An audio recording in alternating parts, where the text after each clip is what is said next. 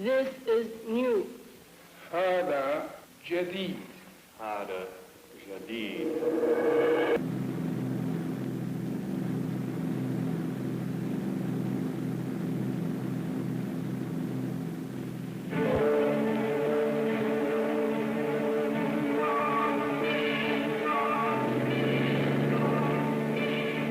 There's an old Arab saying, "Praise be God, who taught man what he did not know."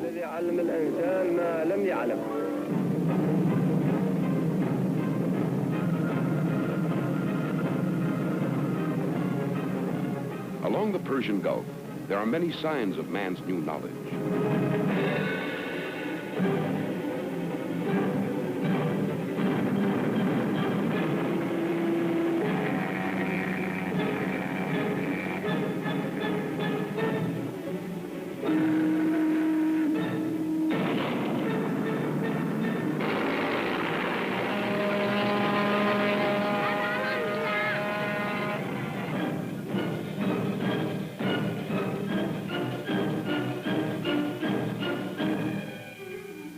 Horizons of knowledge, a new energy reaching far into the Arabian desert, across vast windswept sands. Today a muted stage with only the wind echoing the great play of history that once took place here. But the forces of history have a way of bringing a land into the fullness of glory, then casting it down into the abyss of time. And so this land, in recent centuries, had become stilled, isolated from modern life. Until one day in 1933, an Arabian dhow brought a small band of American geologists to Saudi Arabia from nearby Bahrain Island in the Persian Gulf. Yeah, that could be quite a dome. Take a look, Al. Thanks. There, close at hand, was the dome-like structure that had drawn their attention from Bahrain. A geological formation that indicated the possibility of oil. What did he say, Max? The dome. He calls itظهران. Jebelظهران. Tehran.ظهران. It means a rise, a small mountain. Here, shoot. Upon the invitation of the King of Saudi Arabia, His Majesty Abdulaziz Ibn Saud, these visitors set foot on this ancient land in the town of Jubail.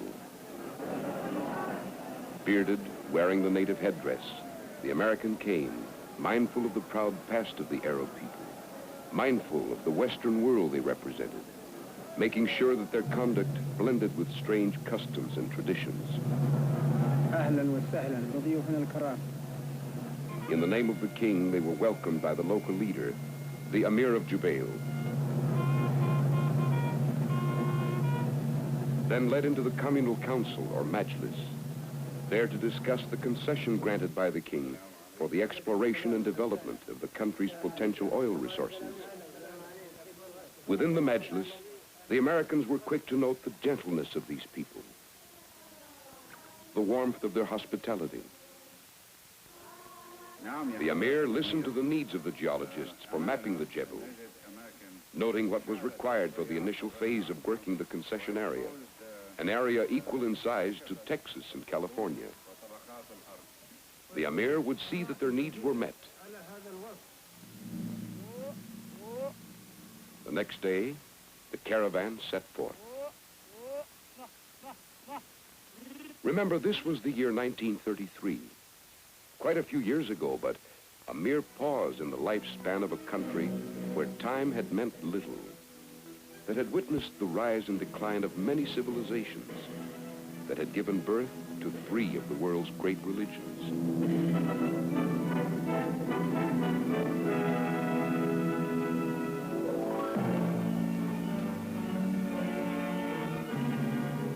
Alhamdulillah. There before them lay Jebel Dahran with its dome-like structure. And soon camp was set up at the foot of these hills, which for ages past had looked down upon a wasteland with perhaps a passing caravan. The geologists went to work, unloading strange tools and equipment under the watchful eyes of their new Arab friends. These men came in the spirit of the early American pioneers, venturing into the unknown, into a barren and silent world, in an attempt to mold the forces of nature to man's welfare.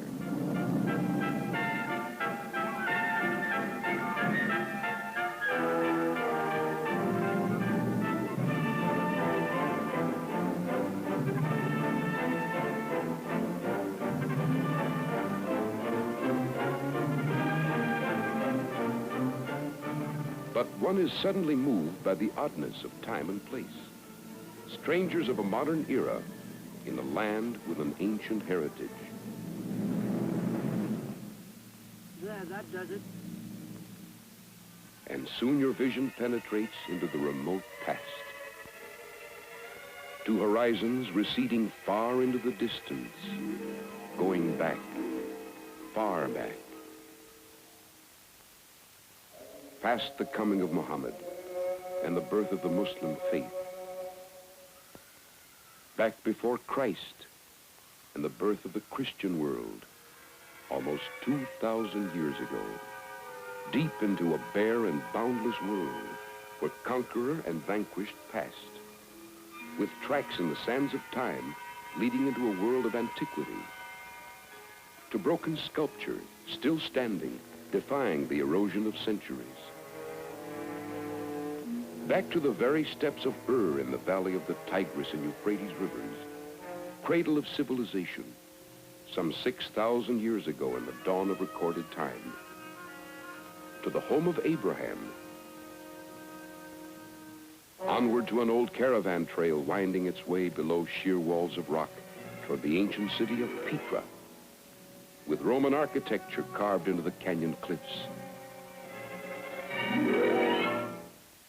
Mecca, where the teachings of Muhammad ushered in the newest of man's great religions.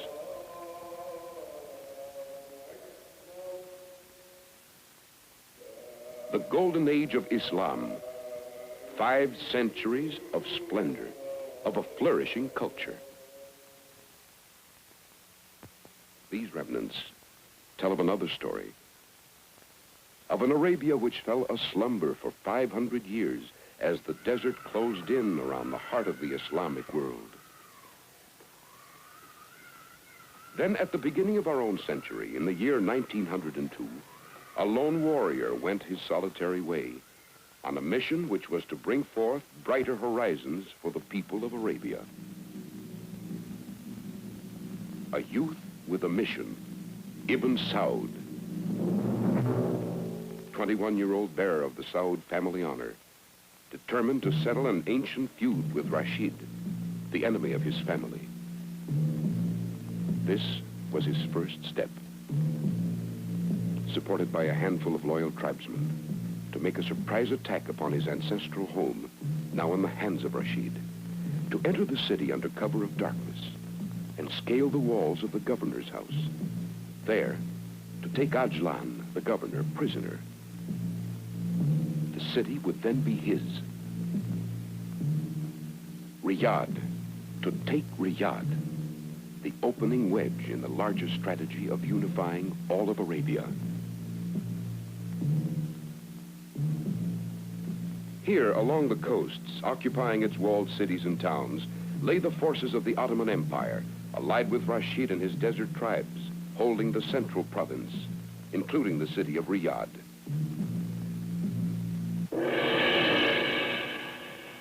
Before dawn, with 4 of his men, Ibn Saud had broken into the governor's house, but Ajlan was gone.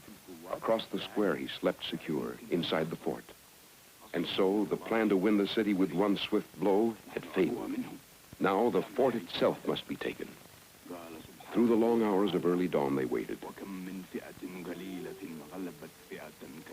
Finally, the gates of the fort opened, and Ajlan appeared. Ajlan. يلا رايح يتفقد الخيل أولا. The Battle of Riyadh would soon be history. عندكم.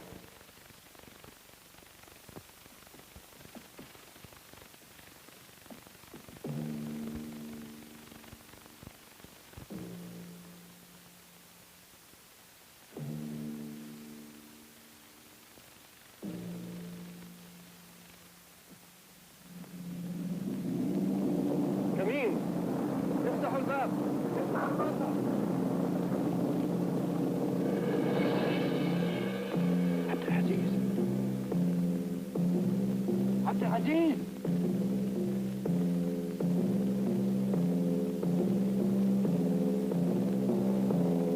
وقف. يلا.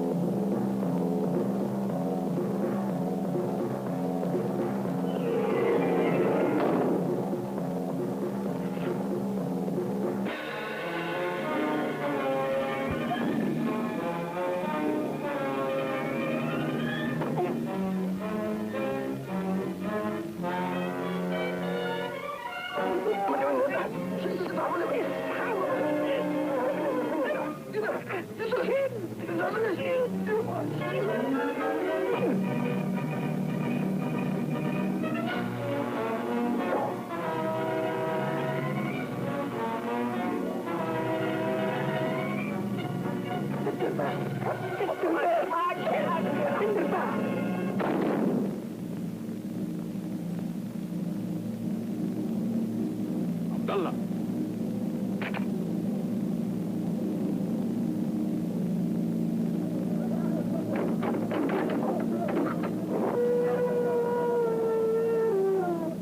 يلا يا رجال.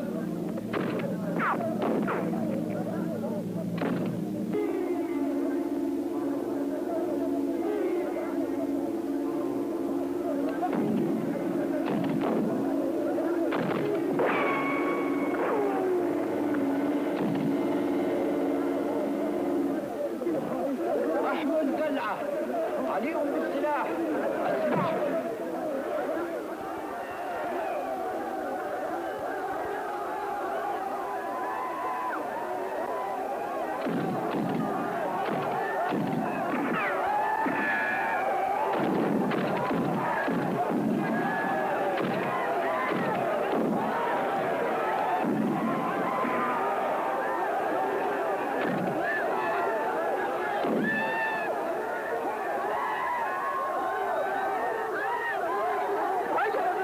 يا مجانين يا مغفلين، انتوا اضربوهم اذبحوهم.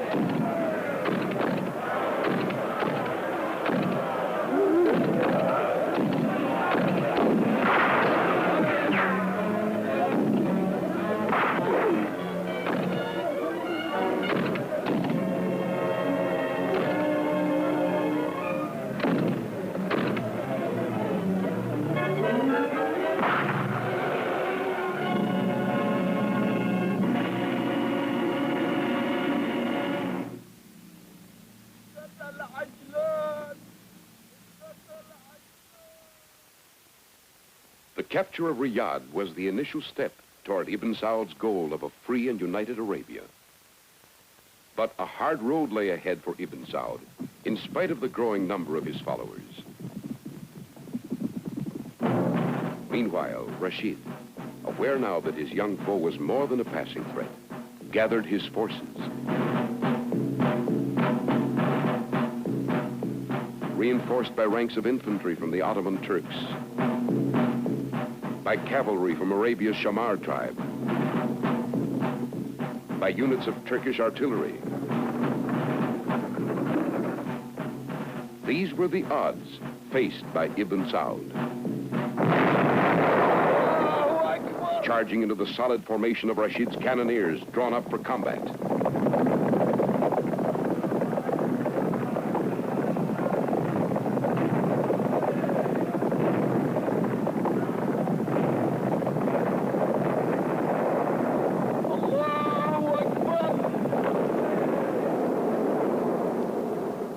With the daring of youth and unswerving faith in his cause, Ibn Saud plunged on. Battle after battle, campaign after campaign. until his arch foe, Rashid, was cut down.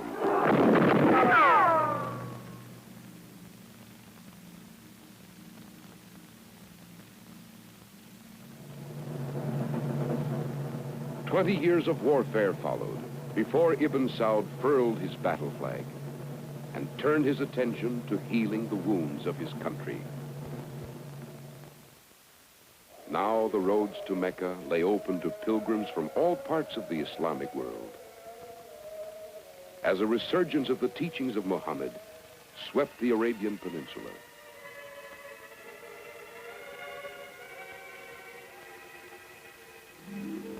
The past is prologue. And now a fixed point in time. Again, 1933. Anxious for the economic betterment of his people, Ibn Saud invited these Americans to find and develop the oil resources of his country. In the shadow of Jebel Dahran, a permanent camp was soon set up to become, years later, the present modern community of Dahran. Here came rugged oil men from the States, key men with long experience in the oil industry, men who knew the hard, bitter struggle of winning oil from the earth. Meanwhile, a start had been made in mapping other areas of the concession, west to Abqaiq, north to Qatif, south to Hofu. Then, test drilling near the crest of Jebel Dahran.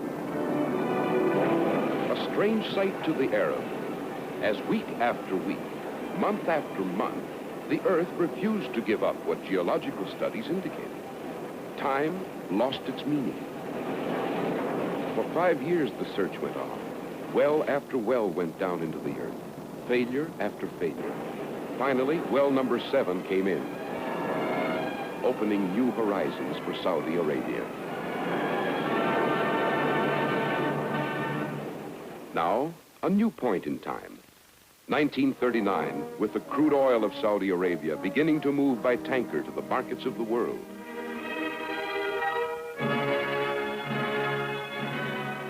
And as Ibn Saud watched from the shores of his land, perhaps he was aware that this marked the dawn of a new era for his people, that their ancient way of life must soon give way under the compelling force of petroleum to a more advanced economy. This was a new way of life, the Arab going to work in the oil industry, learning new skills under the guidance of the American. In those early years, merely learning how to use simple tools. In the next years, as production grew, more and more Arabs went to work for the company. Saudis from the towns, off the desert, many exchanging their native garb for Western dress, entering and becoming part of a new and vigorous industry. And soon, in the closing years of World War II, a new shape loomed on the horizon. The Ras Tanura refinery, a modern facility whose products were to help in reviving the economy of post-war Europe.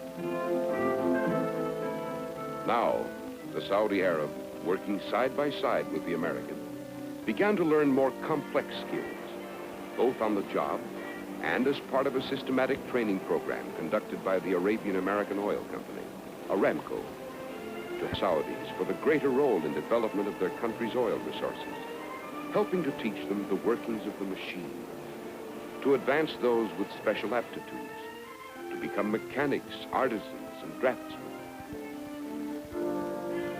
Able in time to take an increasing part in the varied operations of oil, among all the facilities for progress that are the offshoot of petroleum production.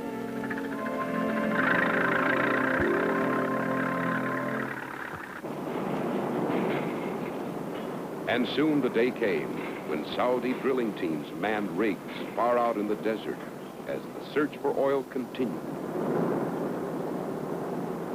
Saudi Arabs who had come up through the ranks from apprentice machinist to mechanic, from rigman to assistant driller. Sons of the men who had fought side by side with Ibn Saud now joined into a new force, a new energy recasting the face of the desert. Meanwhile, other oil fields had been discovered.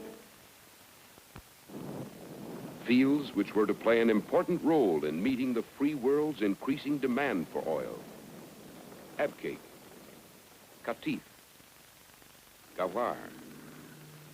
While in the Dhahran area, new wells were brought in.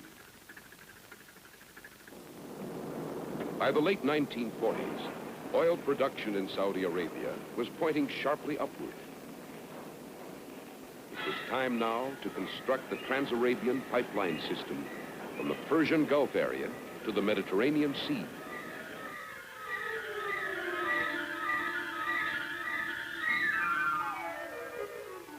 Here was an engineering task to challenge the most ingenious minds. The difficulty of bringing lengths of pipe across the 3 miles of shallow water which prevented ships from docking. But the job was done by constructing an overhead trolley called Skyhook.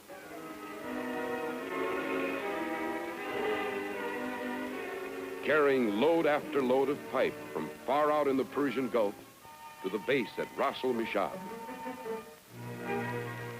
There, loaded onto trucks for the long journey west. 110-foot motorized giants, especially designed to withstand the rigors of the desert.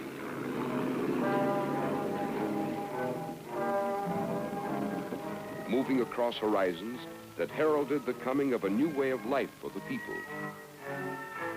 A more prosperous economy for the land.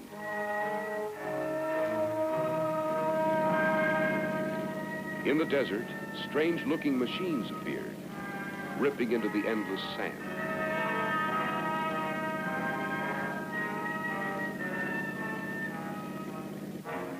Along a furrow being extended far into the desert, truck after truck arrived, delivering 90-foot sections of pipe.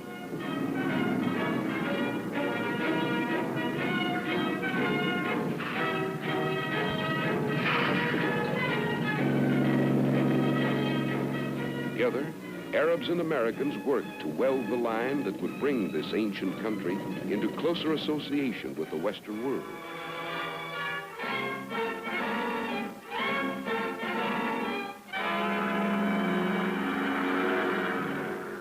An 1,100-mile link stretching onward across desolate sand, which since 1950 has carried more than 600 million barrels of crude oil from the fields of Saudi Arabia to tankers at Sidon on the Mediterranean.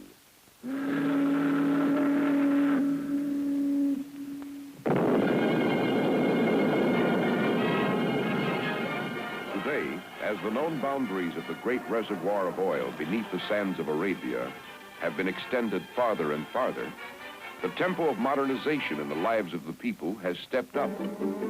Whole new towns have been built on the desert wastes.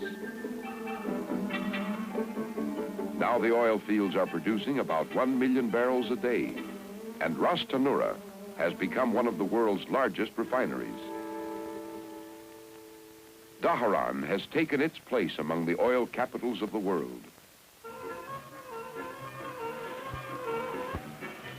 Thousands of Americans have made new homes, new lives in the oil communities.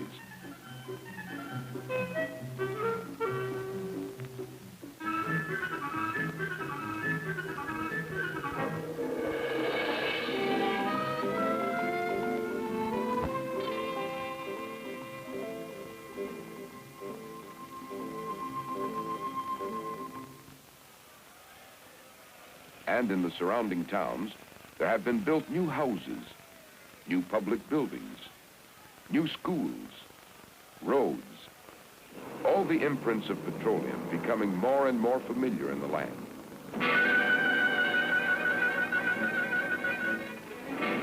While the oil industry was expanding, a causeway reaching 7 miles into the deep waters of the Persian Gulf was built. At its terminus, a pier built with the aid of Wأرامkو as a new trade, a growing commerce began to flourish. Ships with cargoes from the corners of the world arriving daily, bringing the variety of equipment necessary for oil production. Signs of this new economy appeared across the land, creating demands for new talents, new professions. Here, the coming of the Saudi Arabian contractor, providing manpower for the construction of oil facilities. Here, evidence of community improvement, a more healthful life for the people. Everywhere, wages from oil creating private enterprise, creating an ever-increasing number of jobs, initiating an irresistible cycle, producing in time more and more benefits for the people. By now, hundreds of Saudi citizens have learned the ways of private business, setting up their own firms. All of this came about under the impact of American leadership and skills. But it could hardly have happened without the vision of one man, Abdulaziz ibn Saud, a monarch who, as a desert warrior, brought independence and unity to his people. Then in his later years, as a statesman, worked for the economic betterment of his land until his death in 1953.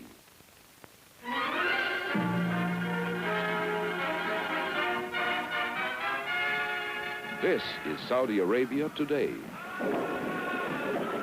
A new life created by Ibn Saud and carried on by his son and heir, King Saud. Created by the people, once given the opportunity to put their resources and abilities to work. Created by petroleum. Petroleum, which means progress.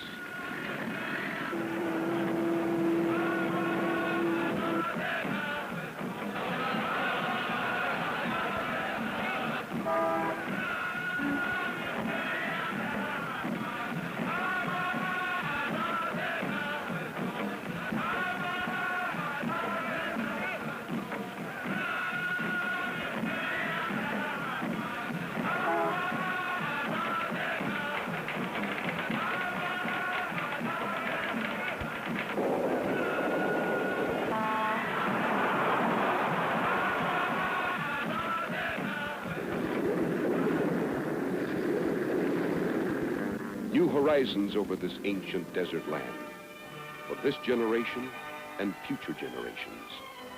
A land of promise. This is new. هذا جديد. This is new.